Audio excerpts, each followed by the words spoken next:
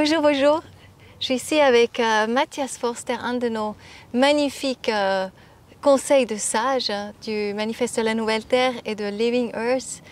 Et il a une histoire à nous raconter qu'il raconte souvent dans nos rendez-vous Zoom. Je vais le traduire directement. Il s'agit de la métamorphose de la chenille au papillon. Et c'est pour ça que nous nous trouvons ici à Bâle, dans un magnifique champ de fleurs, où c'est vraiment le jardin de jeu pour les papillons, pour tous les insectes, pour les abeilles, etc. C'est juste à côté où tu habites, Matthias. Je me réjouis beaucoup et je suis très contente de raconter cette histoire et de te traduire. Voilà. Alors tu la racontes en allemand et... Merci beaucoup, Coco. C'est un plaisir que tu fais cette traduction pour moi. Also, hallo zusammen, ich bin Matthias Forster. Voilà. Wie Coco gesagt hat, einer der Waisenräte des New Earth Manifesto und der Living Earth, und ich bin tätig als Geschäftsführer und Stiftungsrat der Biostiftung Schweiz. Voilà, il est le CEO de la fondation Bio Suisse et il est effectivement un de nos conseils de sages du Manifeste Living Earth. Genau. Und diese Geschichte der Raupe zur Puppe und zum Schmetterling ist eine wunderbare Analogie, um das Geschehen in unserer heutigen Zeit der Veränderung besser verstehen zu können und sich in ein gesundes Verhältnis dazu stellen zu können. Donc l'histoire de la chenille jusqu'au papillon, c'est une magnifique métaphore quelque part de ce qui se passe actuellement et pour avoir vraiment un regard très sain là-dessus. Wenn die Raupe aus dem Ei schlüpft, dann beginnt sie sich die Welt einzuverleiben. Quand la chenille, elle éclore de son œuf, elle commence à manger la terre. Genau, sie frisst und frisst und frisst und frisst und wächst und wächst. Elle grandit. Und dann wirft sie ihre Haut ab Ensuite, elle jette sa peau. und wächst in die nächste hinein und frisst und frisst. Elle continue à grandir dans la prochaine. Elle mange. Wirft die zweite Haut ab und frisst weiter und wächst in die dritte hinein. Deuxième peau, elle continue à manger. Puis en fait, elle rentre dans la troisième. Und irgendwann merkt sie, jetzt ist genug mit diesem Wachstum. Jetzt braucht es Entwicklung. Et à un moment donné, elle se dit, maintenant c'est assez avec la croissance, maintenant il faut de l'évolution. Genau.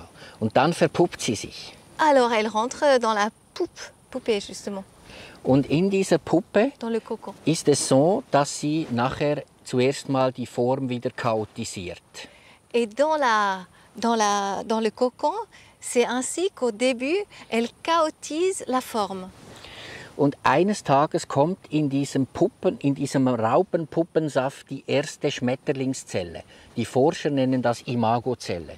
Et à un moment précis, il y a la première cellule de papillon que les scientifiques appellent la imago, la cellule imago, qui rentre en fait dans cette construction de chenille. Genau. Und jetzt ist es so, dass das Immunsystem der Raupe frisst diese Schmetterlingszelle auf. Et le système immunitaire maintenant de la chenille mange cette cellule du papillon. Genau. Obwohl diese Schmetterlingszelle Teil des Schmetterlingswesens ist, wie auch die Raupenzelle, und sozusagen schon die Zukunft bruchstückhaft repräsentiert, wird sie vom Immunsystem der Raupe erstmal aufgefressen. Même si elle fait tout autant partie de ce système justement, comme le fait aussi la cellule de chenille, donc elle est mangée. Elle est mangée par quoi? Vom Immunsystem der Raupe. Du système immunitaire de la chenille. Und dann kommen aber immer mehr von diesen Schmetterlingszellen entstehen in dieser Puppe. À ce moment-là, il y a de plus en plus de ces cellules de papillons qui sont en train de se créer à l'intérieur de ce cocon. Und das Immunsystem der Raupe frisst und frisst und frisst die auf. Et le système immunitaire de la chenille, il mange, il bouffe, il les bouffe tous. Und es werden immer mehr von diesen Schmetterlingszellen. Et ils deviennent de plus en plus nombreux. Und jetzt beginnen diese Schmetterlingszellen sich mit anderen Schmetterlingszellen zu Communities zu bilden und sich zu clustern. Et maintenant, ces cellules de papillons commencent à se réunir avec d'autres cellules de papillons et en fait, ils deviennent des communautés et en allemand, on dit, ils se clustern, donc ils se mettent ensemble. Und zwar, um sich zu schützen. Also sie kämpfen nicht gegen das Immunsystem der Raupe, sondern sie potenzieren sich durch Clustering. Donc, c'est pour protéger le système immunitaire, ça veut dire qu'ils ne se battent pas contre le système immunitaire de la chenille, mais ils se potentialisent en se réunissant. Genau. Und dann, eines Tages, gibt es so viele Schmetterlingszellencluster, dass das Immunsystem der Raupe kollabiert. Et à un moment donné, il y a tellement de clusters justement de papillons que le système immunitaire, il pouf. Comment on dit en allemand? Kollabiert. Il Bricht zusammen. Il collapse, voilà, collapse. Und dann geht es sehr schnell und es gibt nur noch Schmetterlingszellen. Ensuite, ça va très très vite, il n'y a plus que des cellules de papillons. Und die Form der Puppe hält jetzt diese Schmetterlingszellen zusammen, so lange, bis sie durch einen inneren Reifungsprozess zu einer neuen Form heranwachsen und den Schmetterling in seiner Form ausgebildet haben. Et la forme du cocon tient toutes ces cellules de papillons jusqu'à ce qu'à un moment, par un processus de mûrissement, il y a Neue Form. Une nouvelle forme qui se crée jusqu'à dans son cocon. Genau. Und wenn der Schmetterling jetzt ausgereift ist, also die neue Form, dann verhärtet die Hülle der Puppe, sodass der Schmetterling durch einen Innendruck die Puppenhülle sprengen kann. Et quand donc, le papillon est arrivé à complète mûrissement, je ne sais pas comment on dit, à ce moment-là, il devient très très très très dur. Et c'est le papillon, donc la peau à l'extérieur, donc le cocon, que le papillon à l'extérieur, à l'intérieur en fait, il doit se... Hein? Die Hülle sprengen kann. Donc il doit ah là là, en allemand, comment on dit? Il doit genre exploser le cocon. Genau. Und dann arbeitet der Schmetterling sich unter Anstrengung aller seiner Kraft aus dieser alten Form hinaus. Et à ce moment-là, le papillon, avec l'emploi de toute sa force, il est en train de se défaire de son cocon. Wenn man dem Schmetterling jetzt hilft, damit er sich nicht so anstrengen muss bei der Befreiung aus der alten Form, dann stirbt er nachher und kann nicht fliegen. Quand on aide le papillon de se libérer justement de cette forme, il ne pourra jamais voler et il va mourir. Genau.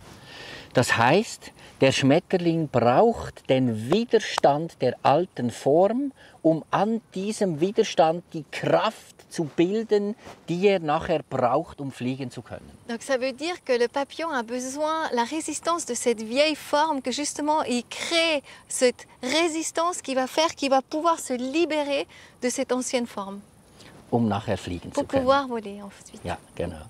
Und so mag es uns heutigen Zeitgenossinnen und Zeitgenossen gehen, wenn wir immer wieder feststellen, wie viele Widerstände es immer noch gibt, uns daran zu hindern, eine menschenwürdigere, sozialere, ökologischere und lebensfreundlichere Welt zu bilden.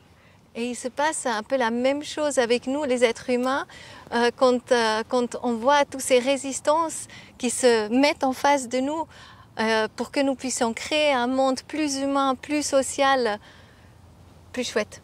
Genau, genau.